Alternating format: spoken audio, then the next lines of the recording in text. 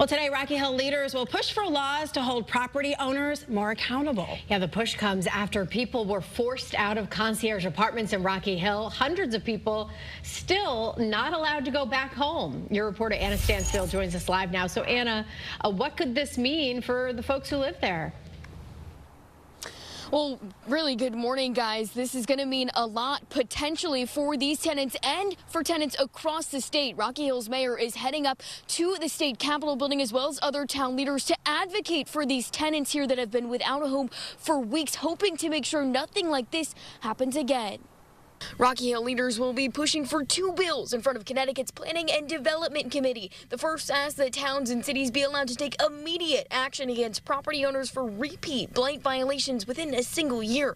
The second would require any out-of-state landlords to register their personal information with the town, and it increases fines for repeat violations of state building and fire codes. This comes as the Attorney General says he's reached a deal with the owners of Concierge. That deal is to help impacted tenants, giving them a few months of free rent, extra money in their pockets, and for some, a way out of their lease. I'm glad it actually feels like something is getting done. We'll see how much we actually benefit from it.